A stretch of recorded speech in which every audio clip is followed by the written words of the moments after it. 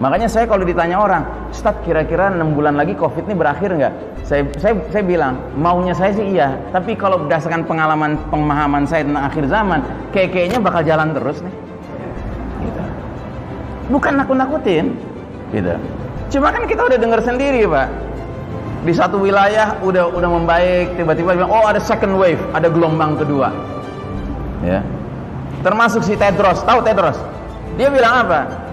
Masyarakat dunia siap-siap akan ada jenis virus baru, ya kan? Innalillahi wa inna ilaihi raji'un. Terus aja begitu Pak. Hidup dalam ketakutan yang gak ada habis-habisnya.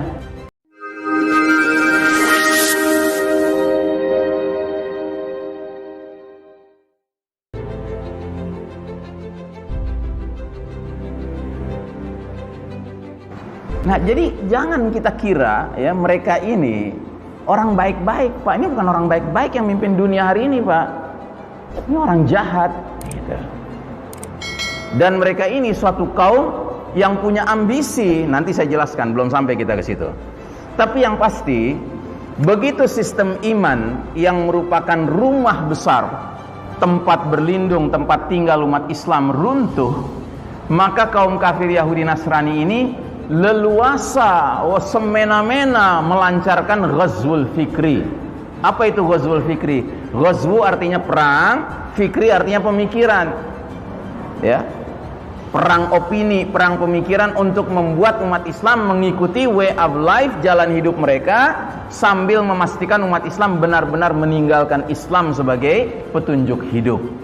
Mereka pastikan umat Islam tidak lagi berpikir perlu menegakkan sistem iman tauhid. Makanya di negeri ini yang teriak-teriak sistem iman tauhid kagak ada, ya kan? Itu bukan orang kafir lagi, Pak. Tapi orang muslim juga. Karena apa? Mereka sudah jadi korban ghazwul fikri. Ya. Orang kafirnya udah ngangkat kaki, Pak, di negeri ini. Ya. Tapi muslim munafiknya yang luar biasa aktifnya. Nah, jadi kaum kafir Yahudi Nasrani sangat tidak rela jika umat Islam mengikuti petunjuk Allah. Enggak kenapa bagi mereka jika umat Islam tetap mengaku muslim, asalkan mau menempuh jalan hidup sebagaimana jalan hidup kaum kafir barat Yahudi Nasrani. Jadi sekedar kita ngaku muslim enggak masalah buat mereka. Tapi yang penting jangan ngikutin petunjuk Allah lagi. Ikuti petunjuk mereka. Ikuti jalan hidup mereka. Wah, Ustadz Ihsan hate speech nih, ya kan? Ungkapan kebencian nih. Enggak. Ada dalilnya. Di mana? Ini dia dalilnya. Surat Al-Baqarah 120. Ya. Mau tuduh Allah hate speech, silahkan. Mau tuduh Allah ujaran kebencian, silahkan. Mau tangkap Allah, coba aja. Gitu. Apa kata Allah? وَلَنْ تَرْضَ عَنْكَ الْيَهُودُ وَلَا النَّصَارَى حَتَّى تَتَّبِعَ مِلَّتَهُمْ. Dan kaum Yahudi serta Nasrani tidak rela kepada kamu Muhammad dan kepada umatmu Muhammad sebelum engkau dan umatmu mengikuti millah mereka, jalan hidup mereka. Jadi tuh Yahudi Nasrani nggak sekedar pingin sesat sendirian, Pak, tapi dia ingin ngajak orang lain ikut sesat bareng sama mereka. Maka kata Allah Ta'ala, Qul inna hudallahi huwal huda. Katakanlah sesungguhnya petunjuk Allah itulah petunjuk yang sebenarnya. Bukan petunjuk Yahudi, bukan petunjuk Nasrani, bukan petunjuk Barat, bukan petunjuk WHO, ya kan? Bukan. Gitu. Petunjuk yang benar petunjuk Allah. Gitu. Nah, yang mengerikan di ujung ayat ini Allah keluarkan ancaman. Apa itu ancamannya? Wala in ittaba'ta ahwa'ahum ba'dalladzi ja'aka minal ilmi ma laka minallahi min waliyyin wala nasir.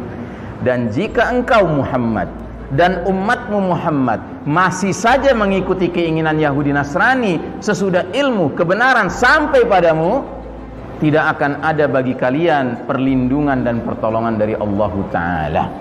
Sehingga pertanyaannya, masihkah kita perlu bertanya-tanya kenapa dunia Islam kayaknya hari ini nggak ditolong, nggak dilindungi sama Allah?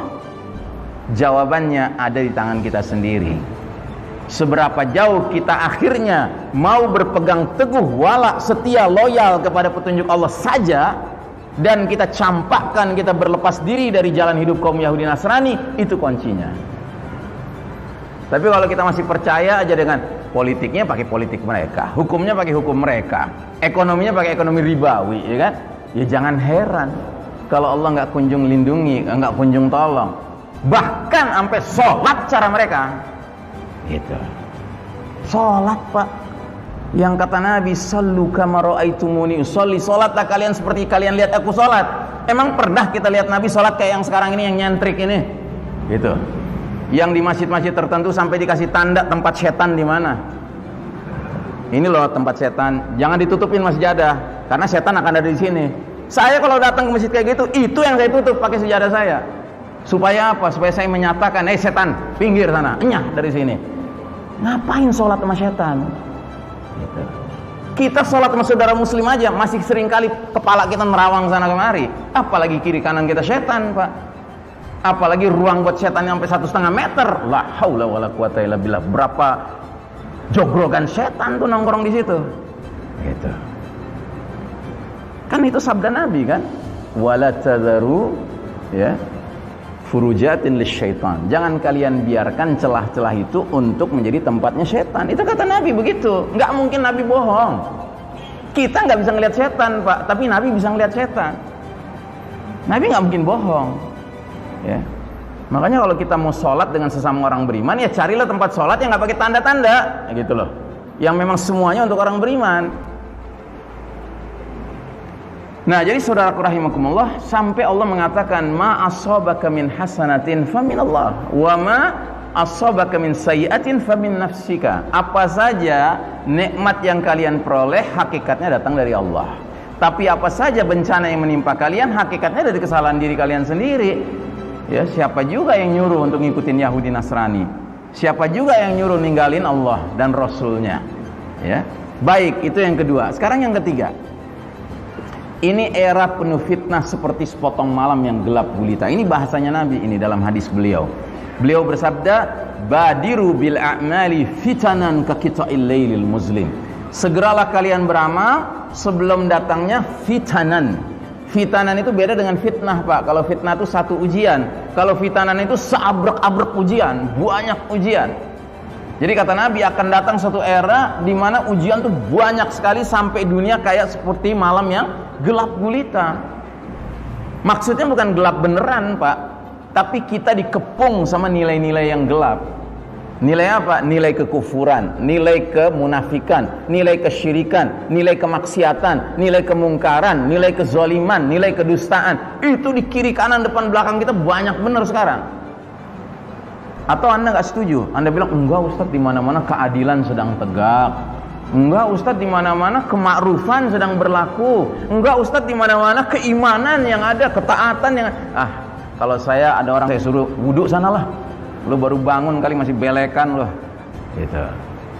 Udah jelas kita ini dikepung, Pak, sekarang dengan nilai-nilai keburukan, gitu. Makanya Nabi menggambarkannya seperti malam yang gelap gulita.